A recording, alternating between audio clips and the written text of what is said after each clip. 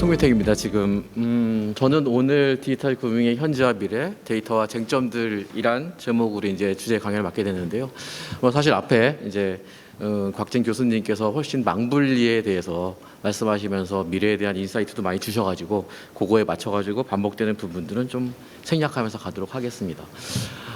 먼저 그 국내 지급결제 시장의 발전과 인사이트에 대한 이런 세미나를 개최하시고 또 이 자리에 서서 강연하게 된 것을 굉장히 큰 영광으로 생각하고 있습니다. 잠시만 이게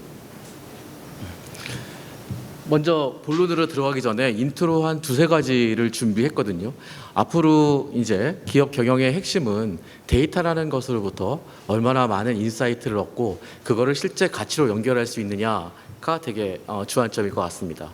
제가 사실 강연 다닐 때마다 주로 이제 얘기하는 부분이 이 사례인데, 제2차 세계대전에 사실은 미국은 아주 멋진 전투기, 강한 전투기를 만들기 위해서 노력을 했거든요.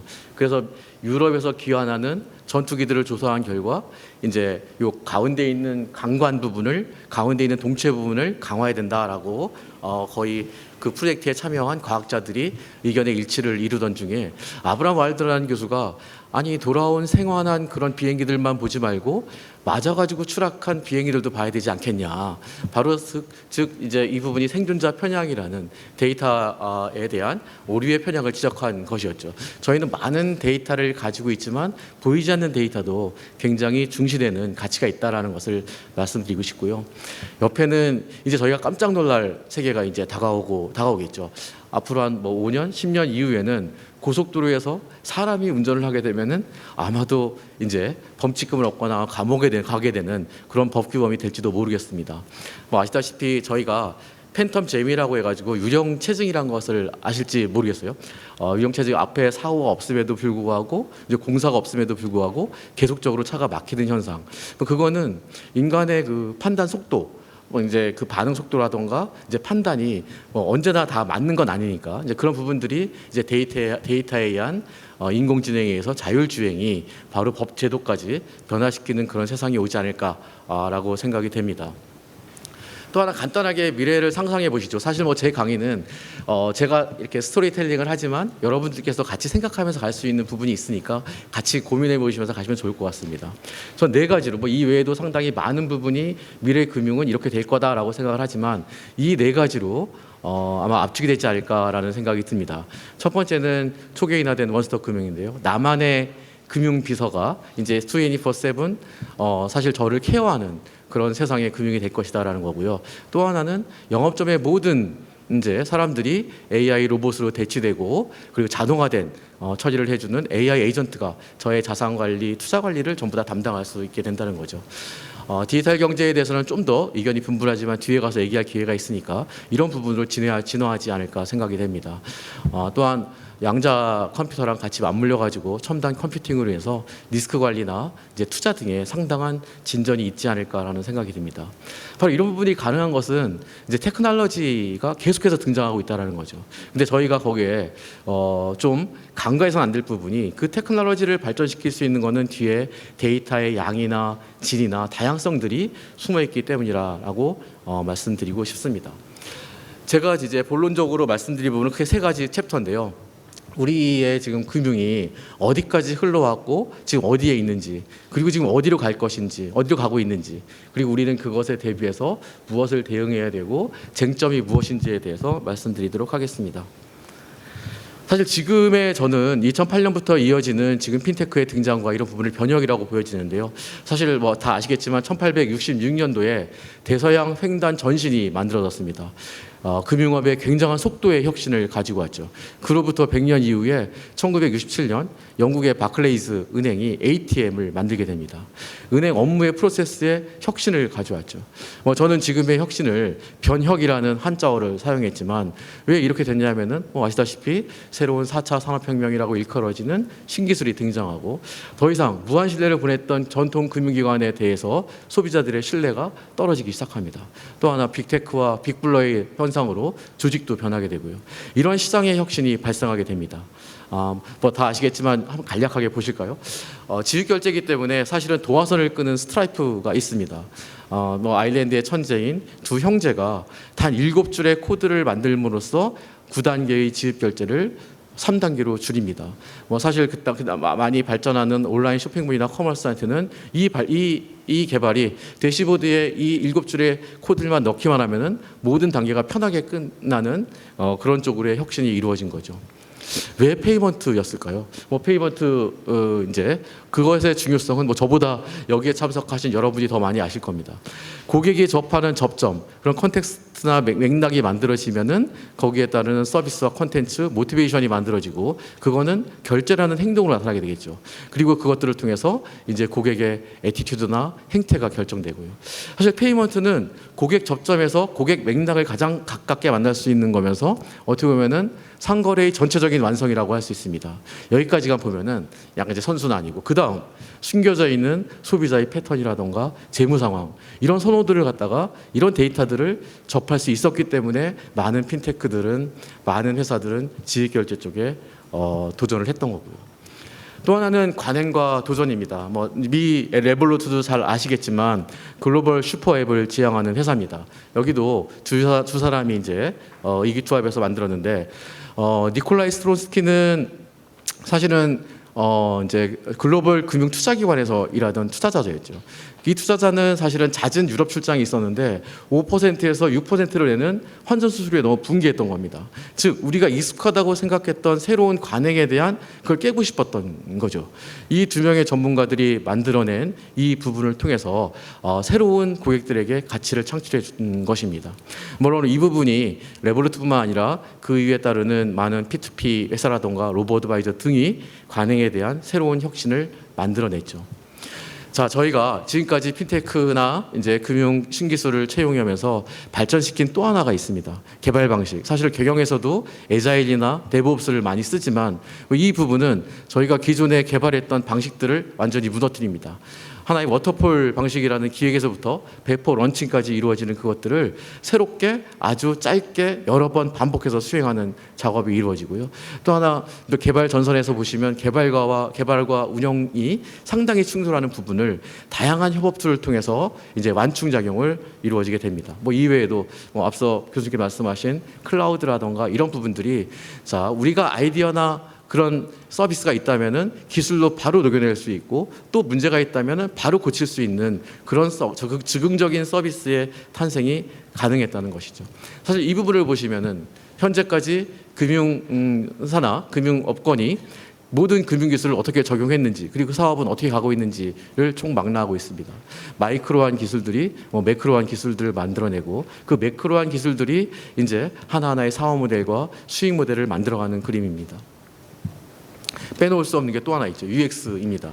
사실 금융상품은 잘 아시겠지만 뭐 3개월이면은 요즘에는 전부 다 카피가 가능합니다. 적어도 6개월 내에는 가능하다는 거죠.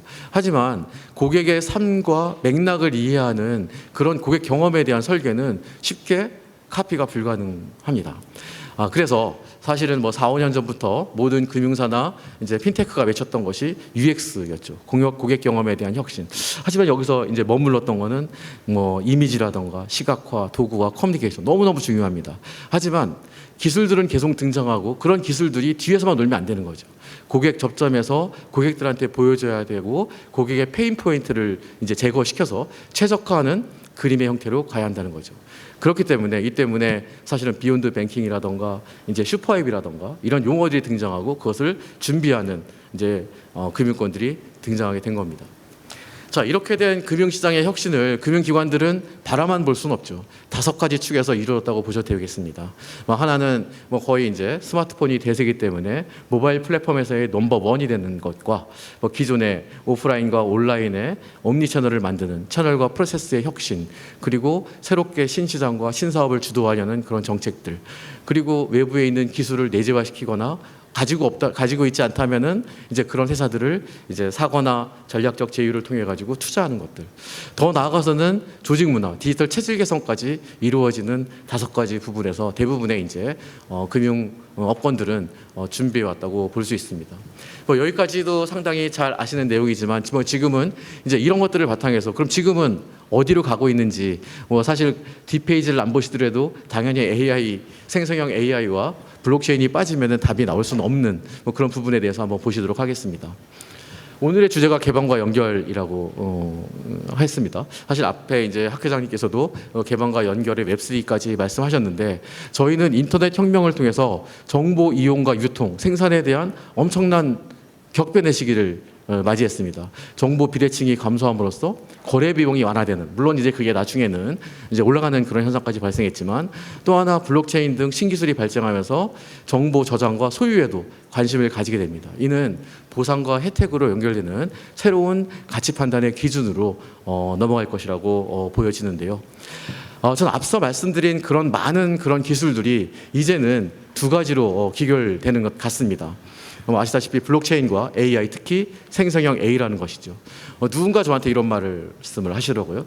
30만이 쓰면은 이건 패션이라고. 뭐 패션은 30만만 쓰다 넘어지면은 그냥 사그러집니다. 하지만 200만, 300만이 쓰게 되면 그건 하나의 트렌드와 흐름을 형성하게 돼 있고요. 그걸 넘어서서 수백만, 수천만이 쓰면은 문화로 작용합니다. 문화가 된다면은 쉽게 사그러질 수 있는 게 아니겠죠.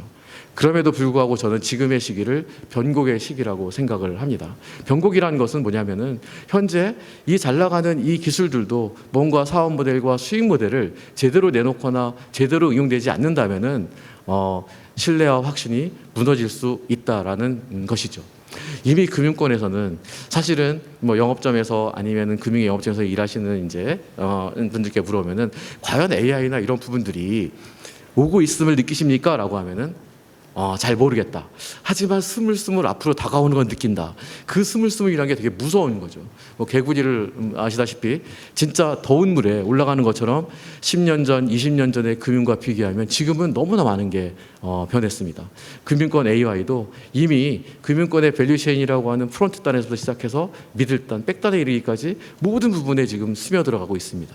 생성형 AI, 저는 생성형 AI가 지금 이제 국내든 금융 이제 글로벌이든 이제 초기 도입 단계라고 생각을 합니다. 뭐 아시다시피 아직은 고객 상담이라던가 뭐 RPA 또는 이제 운영 체계에 대한 구축 이런 부분에 머물러 있지만 좀 더 이제 적극적으로 개별 고객의 접점을 구축할 수 있고 그를 통해서 맞춤형 상품을 제공하는 서비스를 제공하는 그런 단계로 적극적으로 움직여야 하지 않을까라는 생각이 듭니다.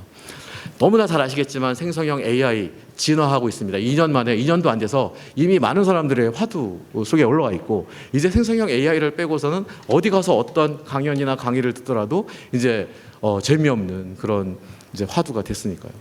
자, 어떻게 변했을까요? 사실은 저희는 LLM이라는 커다란 파운데이션 모델 안에 거대 언어 모델에 집중해 왔습니다. 거대 언어 모델은 뭐 잘 아시겠지만 과거 데이터를 기반으로 사전 훈련된 부분에 파인 튜닝이라는 미세 조정과 우리가 입력단에 약간 좀 프롬프트 엔지니어링을 통해 가지고 잘 모형을 만들면 될 줄 알았지만 거기서 끝나지 않았습니다. 사용자가 늘어나면서 이제 사용자 피드백에 대해서도 강화학습을 하게 되고 공부를 하게 되고 훨씬 더 그 이상을 뛰어넘었다는 거죠.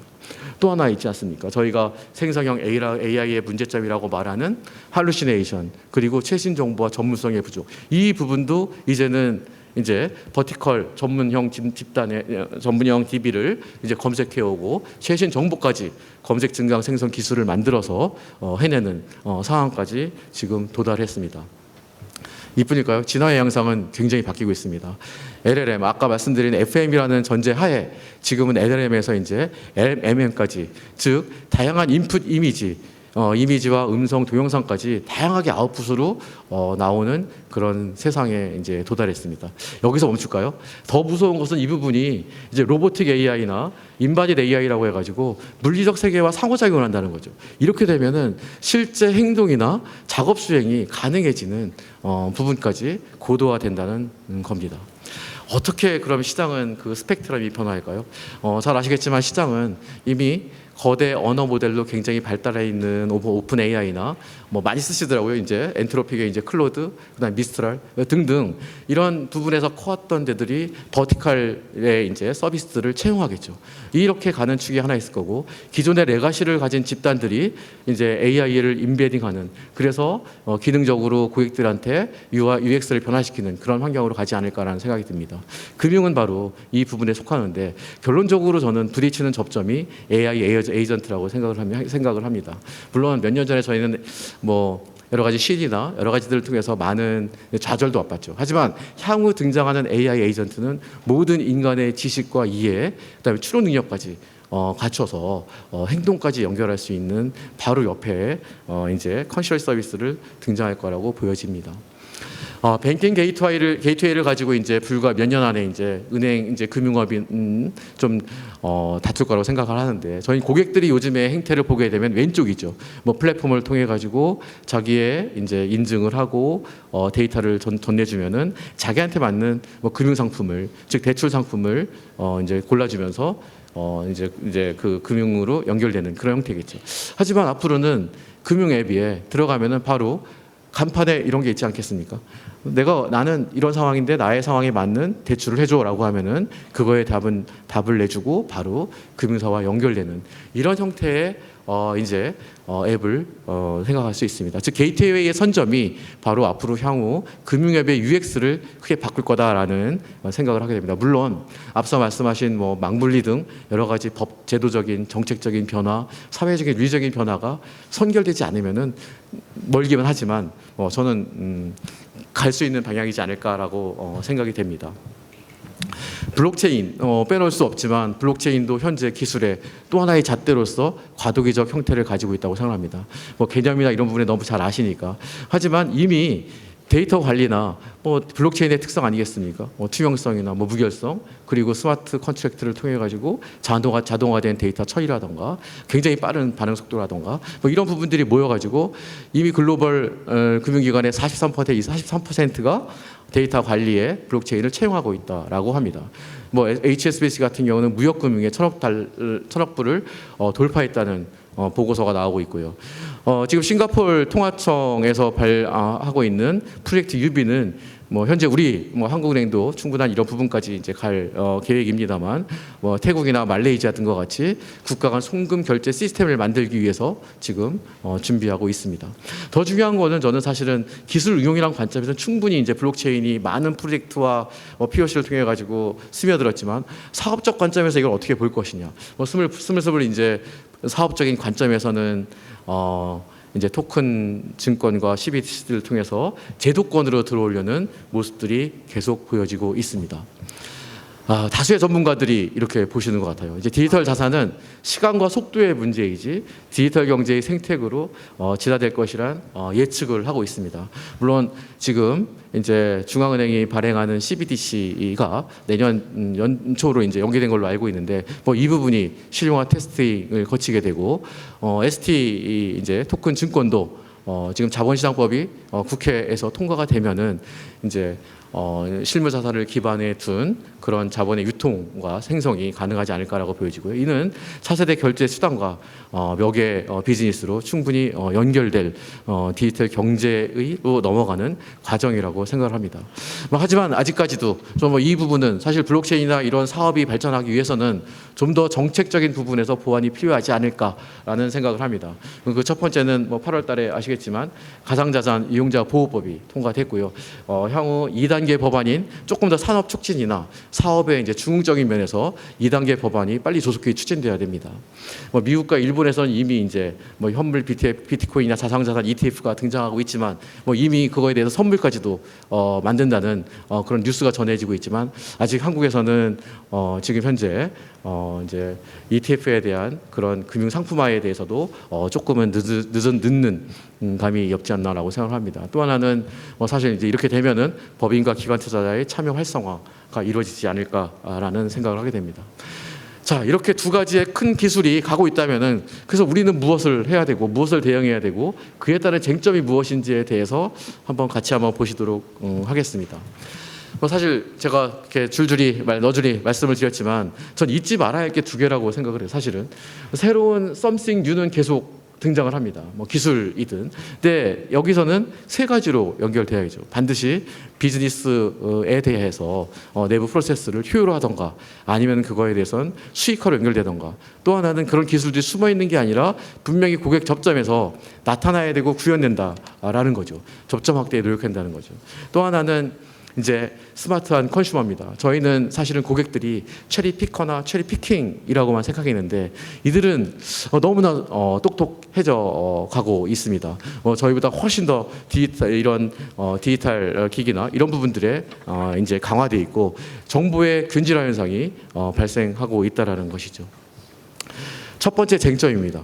하지만 결국 데이터죠. 이런 신기술이나 이런 모든 부분들의 활용이 결국은 데이터 양과 질을 결정하지 않을까라고 생각을 합니다. 뭐 예전에 저희가 공급 주도형 그런 기업에서는 저희가 만들기만 하면 금융상품만 내놓기만 하면은 팔리는 게 당연한 현상이었거든요. 하지만 이제 수요자가 주도적인 시장에서는 데이터가 필요하다라는 말을 저희가 요즘에만 말씀하는 것 같지만 10년, 20년 전에도 계속 외쳐왔습니다. CRM 해야지라고. 근데 그때와 변한 게 있죠. 그때는 정형 데이터와 금융 데이터에 국한돼 있었습니다. 하지만 지금은 이제 비금융 데이터로 확장됐고 비정형 데이터가 나오고 있습니다. 여기서 저희는 되게 많은 준비를 해왔죠. 금융사들은 많은 준비를 해왔는데 그게 뭐냐면 과연 그것을 실시간으로 수집하고 축적하고 실시간으로 분석할 수 있는 시스템을 가지고 있느냐. 바로 이 부분이 저희가 데이터 리딩을 할 수 있는 거냐에 달려있다고 보여집니다. 데이터 전략이라는 거를 전체 금융 전략의 한 챕터가 아니라 어떻게 보면은 데이터 중심에 두고 모든 경영 전략이 만들어야 된다는 것이 제가 데이터에 대한 생각이고요. 이런 현상들을 이런 디지털 금융의 완성은 초계인화로 나타나겠죠. 뭐 사실은 아직도 이제 금융기관이 초계인화를 하자라고 하지만 아직도 갈 길이 저는 좀 멀다라고 생각을 합니다. 그래서 저희가 맞춤형 뭐 그룹이나 집단 그룹 나눴지만 이제는 1대1 기준으로 맞춤이 돼야 되고 그게 일상생활의 모든 패턴에 녹아 들어가야 되지 않을까 생각이 됩니다. 이 아래에 있는 네모카는 아마 이제 데이터와 AI를 통해서 새로운 유즈 케이스를 계속해서 발견해야 되지 않을까라는 사례를 보여주고 있습니다. 그래도 빼놓지 못하는 게 이 세 가지 쟁점이죠. 역시 금융에서는 민감 정보가 많기 때문에 프라이버시에 대한 이슈를 들지 않을 수 없고요. 근데 이 세 가지는 프라이버시나 보안을 높이고자 하면은 속도가 떨어지고요. 속도를 높이고자 하면은 비용이 높아집니다. 이 세 개의 관계를 어떻게 연결할 거냐. 데이터 처리 기술이 많이 발전했습니다. 뭐 연합학습이라던가 뭐 차등 프라이버시, 뭐 합성 데이터, 뭐 동영암호, 또 뭐 사실은 이제 영지식 증명, 제로지식 증명 등 많은 부분들이 지금 나오고 있습니다. 그다음에 엣지 컴퓨팅 등 뭐 이런 부분, 클라우드 컴퓨팅 이런 기술들이 바로 이 세 가지의 모순적인 구조도를 해결할 수 있는 방법이지 않을까라는 생각이 듭니다. 마이데이터를 빼놓을 수 없죠. 뭐 가장 기대 품게 등장한 마이데이터였지만 한편으로는 투자 대비 효율성이 낮다. 그리고 현재 69개사가 마이데이터 본인 신용정보관리업자이지만 자산관리나 소비관리에 국한해서 차별성이 없다라는 정도욱 중요한 것은 수익화가 어렵지 않냐라는 의문입니다. 마이데이터의 본질은 사실은 개인 정보 주체인 개인이 정보 주체가 그 권리를 컨트롤하는 겁니다. 이에 기반해 가지고 내 고객의 데이터를 이용해서 사용할 수 있고 내 고객이 다른 기관에 가지고 있으면 그것들을 가져올 수 있고 신규 고객을 통해서 내가 가지고 있지 않는 고객의 데이터도 가져올 수 있고 비금융 데이터 가져올 수 있는 바로 그런 겁니다. 자, 고객은 저항합니다. 직접적인 데이터 판매를 할 경우에는 사실은 이 부분에 대해서 굉장한 저항이기 때문에 어차피 마이데이터는 교차 판매나 추천 알고리즘을 통해 가지고 업세일즈에 이용될 수밖에 없다라는 겁니다. 좀 더 딥하게 봐야죠. 물론 균질적인 서비스를 좀 더 나가기 위해서는 좀 더 딥하게 데이터 분석가들이 훨씬 더 데이터를 파보면서 수익 모델과 연결시킬 수 있는 방법을 찾아야 합니다. 이런 데이터 드리븐은 확장이 될 겁니다. 물론 이미 개인정보보호법이 개정됐죠. 개정되고 내년 초부터는 본격적으로 금융뿐만 아니라 전 산업 분야에 펼쳐질 거라고 생각이 됩니다. 현재 시범 사업으로 유통, 통신, 의료 이 세 가지가 등장하고 있지만 벌써부터 삐거덕거리고 있죠. 사실은 뭐 유통 부분에서 내가 모은 데이터가 얼마나 중요한 기업 자산인데 이 부분을 함부로 줄 수 있냐라는 약간 좀 API 연계에 있어서 약간 좀 물음표를 던지고 있고요. 통신도 핵심 정보인 약정 정보의 공유에 대해서 약간의 물음표가 있습니다. 하지만 핵심 서비스는 산업 간, 이업종 간 데이터가 만날 때 가장 중요한 고객들이 원하는 그런 서비스가 나올 수 있거든요. 시간의 문제이지 어느 순간 이 부분은 우리한테 혁신 서비스를 가져다 줄 수 있다고 생각합니다. 마이데이터 2.0도 새롭게 개편됐죠. 뭐 세 가지의 커다란 개편 사항은 일단 영업점에서의 마이데이터를 이제 허용한다는 것이고, 두 번째는 이제 정보 전송을 간소화한다는 것, 그리고 목적이 확실하다면은 데이터 결합에 대한 분석이 확실하다는 점입니다. 저는 향후 이제 오프라인과 온라인 간에 그 데이터 부서와 데이터 부서가 아닌 그런 부서들 간에 유기적 융합이 이루어지지 않으면 마이데이터 가지고는 영원히 아마 수익 모델을 만들어내지 못하는 그런 결과가 나올 겁니다. 이 부분은 이제 마이데이터 2.0 이후 어떤 금융권 어떤 회사들이 앞으로 튀어나갈지를 확인할 수 있는 부분이 될 거고요. 지금까지 데이터에 대해서 많은 학습을 해왔다면 이제 실질적으로 고객들은 이제 데이터의 이제 진단, 조회 이런 부분에 머물러 있지 않을 겁니다. 좀 더 실질적으로 자기한테 혜택을 주는 그런 쪽으로 넘어갈 수 있지 않을까라는 생각이 됩니다. 국가 간 데이터는 좀 생략하기로 하고요. 사실 오늘 이제 플랫폼에 대한 부분들을 빼놓을 수 없는 부분이죠. 사실 2, 3년 동안 이 부분이 어떻게 보면은 이제 금융권에 계신 분들, 뭐 핀테크든 빅테크든 고민을 해왔던 부분입니다. 앞으로 금융은 플랫폼은 이 세 가지로 전개된다고 하네요. 금융사가 하나는 판매 유통을 담당하는 플랫폼, 하나는 이제 제조, 하나는 솔루션. 금융 솔루션. 그런데 금융사가 과연 지금까지 재판 분리를 놓을 수 있을까요? 결코 놓을 수 없을 겁니다. 왜냐하면 플랫폼을 통해서 고객이 정말로 행태 데이터를 얻을 수 있고 고객의 니즈를 발견할 수 있는 데이터를 어떻게 놓을 수 있겠습니까? 바로 이 부분에서 사실은 슈퍼 앱을 지향할 수밖에 없는 거고요. 하지만 슈퍼 앱이라는 부분에 대해서 당연히 하나의 단일 앱에서 많은 서비스를 그리고 고객들이 원하는 것을 통해서 락인을 시키겠다는 건데, 뭐 사실은 이 부분에서 뭐 미니 앱이라든가 인앱 기술 등 상당 기술이 발전해서 갈 수 있다고 보여집니다. 하지만 아직까지 두고 볼 것은 저희 이제 국내에서 100위권 내에 이제 체류 시간을 보고 봤을 때 머무는 금융사가 한두 개밖에 안 된다는 거죠. 훨씬 더 좀 더 많은 슈퍼앱에 대해서 고민할 필요가 있고요. 저는 이런 플랫폼이라는 게 기본적으로 잊지 말아야 할 것은 과연 플랫폼에 들어가는 서비스가 이게 없어졌을 때, 이게 폐쇄됐을 때 과연 이것 때문에 마음 아파하고 이것 때문에 괴로워하는 고객들이 있을까라는 거에 대해서 좀 더 중점적인 부분을 둬야 되지 않을까라는 생각이 됩니다. 고객 락인과 리텐션이 이루어지지 않는 플랫폼의 서비스는 결코 존재할 수 없다라는 것이 이제 플랫폼을 바라보는 입장입니다. 앞으로 상당한 경쟁이 있을 거라고 보여지고요. 뭐 앞서도 이제 마스와 인베디드 금융에 대해서 말씀하셨는데요. 뭐 사실 지금 오프라인 내에서도 뭐 은행 대리업이니 이제 아까 곽진 교수님 말씀하신 인카 페이먼트니 뭐 그런 부분이 이루어진 것처럼 향후 웹상이나 이제 커머스상에서 상당한 부분이 이제 기능이 분산돼서 이루어지지 않을까라는 생각이 듭니다. 가장 중요한 거는 이제 과연 이 업종의 이런 생태계들의 기업들과 어떻게 제휴하고 그것들을 끌어낼 수 있느냐가 관건이지 않을까라고 생각을 합니다. 상당히 많은 말씀을 드렸는데 제 마무리는 이겁니다. 사실 굉장히 미래는 불확실합니다. 그런데 유일한 확실성은 굉장히 불확실하다는 거고요. 그리고 이제 사실 금융은 그 시대의 그 압도적인 기술과 같이 해왔는데 저희가 그 방향에 대해서 계속 트렌드를 봐야 되고 그게 맞다면은 거기에 속도를 가야 되는 것, 속도를 멈추지 말고 가야 한다는 것이 바로 이제 금융 신기술과 디지털 금융을 바라보는 저의 관점이라고 말씀드리면서 이상으로 발표를 마치도록 하겠습니다. 감사합니다.